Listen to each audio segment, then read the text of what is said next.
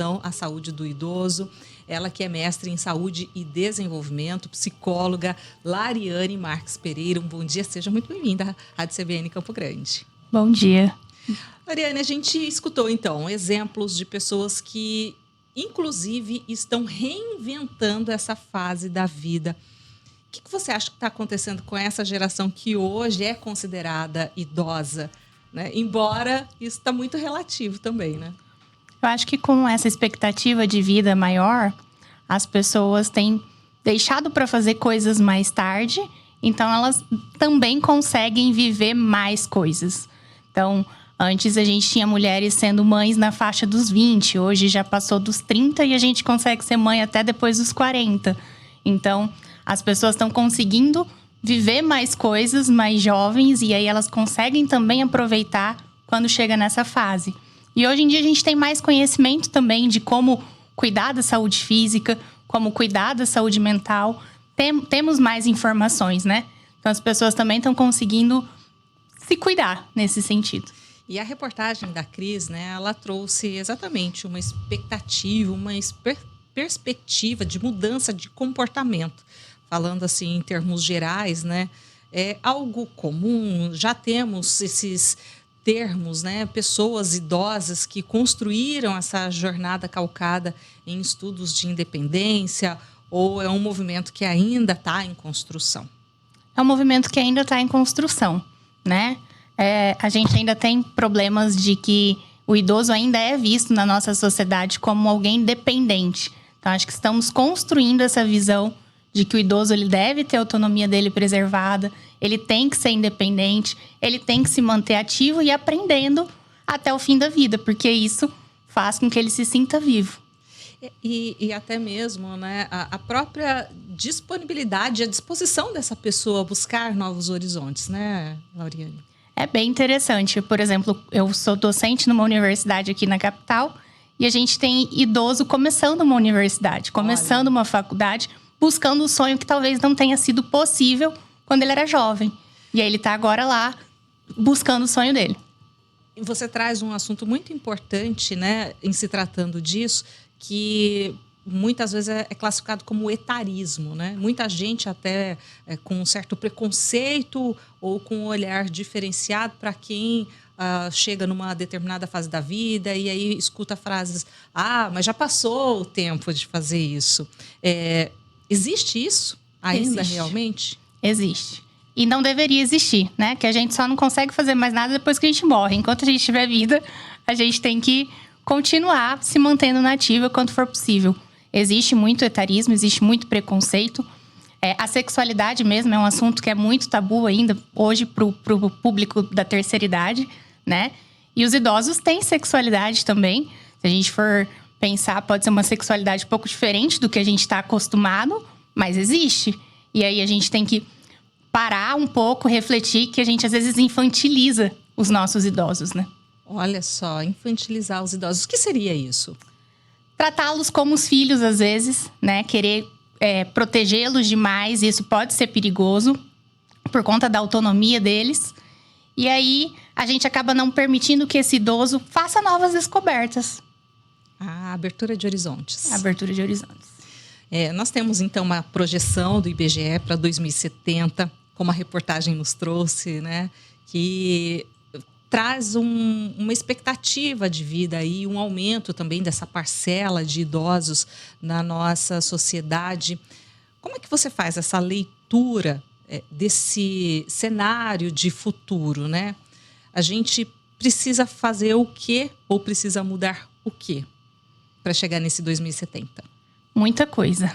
Eu acredito que as políticas públicas elas precisam ser pensadas para esse público, porque é uma realidade, a gente vai ter cada vez mais idosos, né?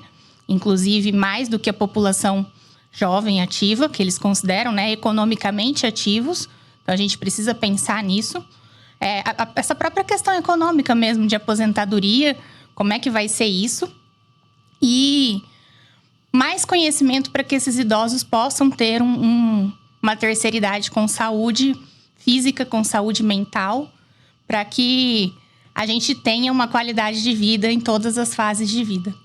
Hoje a pessoa idosa, né, você está falando muito sobre informação, né? E a gente vê que, de modo geral, a sociedade ela tem o acesso à informação e ela busca muitas informações por diversos canais, né? Essa pessoa idosa, ela está mais atenta em relação aos direitos dela? Ela é mais exigente? Ela faz valer o seu estatuto do idoso? Isso tende a se intensificar? Como é que você enxerga essa busca pela informação e também o fazer valer os seus direitos? Eu acho que tende a se intensificar, porque quando a gente sabe do nosso direito, a gente consegue conquistar mais, né? Então, eu acho que tende a intensificar. Mas a gente ainda precisa colocar esses idosos para ter esse conhecimento, né? Então, acaba que essa informação, às vezes, ela é passada de uma forma que para o idoso não chega. Então, se a gente for pensar, hoje a gente tem muitas redes sociais, as pessoas usam muito celular e nem todo idoso tem esse domínio dessa tecnologia. Então, a gente às vezes tem que ser no básico mesmo, possibilitar que esse idoso domine a tecnologia para que ele tenha acesso à informação e consiga exigir seus direitos. Que talvez aquela exclusão tecnológica mesmo, né? Do entendimento, ainda que o mundo virtual está muito distante, né? O mundo concreto ainda faz mais sentido para uma parcela da população, é isso? Isso. Então, a gente tem que possibilitar que eles acessem isso. Hoje, a gente tem alguns programas, em alguns locais, é uma realidade já, que esses centros de convivência dos idosos têm cursos de capacitação para que o idoso acesse o celular, acesse a internet. E isso é uma ferramenta importante, justamente para que ele tenha acesso à informação. Mas esse jovem idoso que está aí dinâmico, trabalhando e fazendo uma porção de coisas, não tem um certo preconceito quando fala assim, centro do idoso ou um local específico? Como é que esse idoso que hoje está chegando com tanta vitalidade aí nessa fase da vida está encarando esse tipo de perfil de local? A gente tem idosos variados, né? Então, quando a gente fala nesse jovem idoso, ele também olha com um certo preconceito para esse centro do idoso, né? Então, a gente tem que... Mas aí também, se a gente for pensar nesse jovem idoso, ele também está mais conectado. Ele está mais ativo, então ele já acessa a internet, ele já acessa celular, ele já tem muito acesso à informação. Então, temos aqueles idosos jovens e os idosos que precisam ter esse acesso, que são os idosos mais na faixa dos 70 para 80. A gente está fazendo uma projeção, né, desse 2070 e eu fiz as contas aqui, Mariane, eu vou estar com 87. Se eu estiver, então, viva até lá, espero que sim, desejo que sim, faça essa construção para que isso aconteça.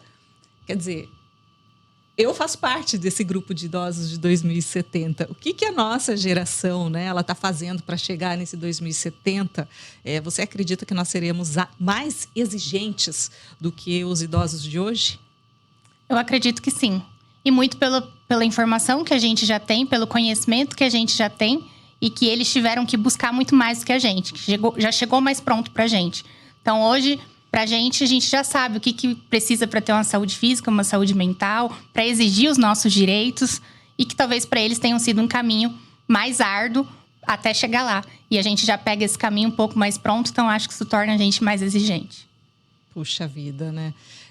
O que você poderia falar, então, para essa população que está nos escutando hoje, né? Porque a gente acaba se referindo e muitas vezes dando essa ideia de que apenas a condição física é que vai nos garantir essa permanência ou vai nos garantir esse passar pelos anos aí e chegar nessa fase tão importante, né?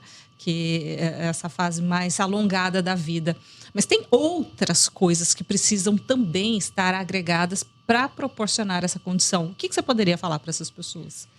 Que a saúde mental ela é tão importante quanto a física, que a gente se manter ativo, se manter sonhando, se manter projetando coisas é extremamente importante para a gente se sentir vivo.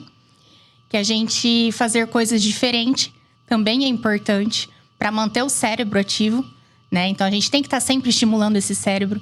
Então, ter hobbies, ter lazer, manter sua sexualidade ativa, manter uma vida social também interessante, ter uma rede de apoio, ter lazer, cultura. Tudo isso faz com que a gente consiga sentir prazer na vida E isso é extremamente importante para a gente envelhecer bem. Ao longo do tempo, a gente vai agregando coisas, tanto positivas quanto negativas. No entanto, as coisas negativas, às vezes, elas deixam marcas, né? Que vão deixando as pessoas, muitas vezes, um pouco mais amargas ou carrancudas. Esse tipo de coisa influencia também nessa expectativa de vida? Influencia. Por isso que a gente tem que estar atento quando algum sinal de alguma doença mental aparece. Então, se começa a se identificar muito ansioso, muito depressivo, é importante que recorra a profissionais da área para que consiga realmente manter ativo o prazer da vida. A gente vai ser feliz o tempo inteiro? Não. Mas que a gente consiga aprender a lidar também com esses momentos difíceis. Então a gente pensa, alguém que já viveu muito, já passou por muita coisa e nem tudo foi bom, nem tudo foi positivo. Mas que a gente consiga aprender a ressignificar essas coisas ruins para que a gente possa sempre ver o lado bom e sempre sentir prazer no que realmente importa. Isso faz parte da construção, inclusive, né? Desse Sim. crescimento, enfim. E aí cada um acaba fazendo a sua balança de vida, balança de conhecimento, balança de crescimento individual. Lariane, quero agradecer muito sua gentileza de estar aqui conosco na Rádio CBN Campo Grande. Nós conversamos com Lariane Marques, ela que é especialista em cuidados continuados, integrados, à atenção à saúde do idoso, mestre em saúde e desenvolvimento, psicóloga. Muito obrigada pela sua gentileza. Eu que agradeço pelo convite, pela oportunidade. A gente vai fazer um intervalinho, volta já.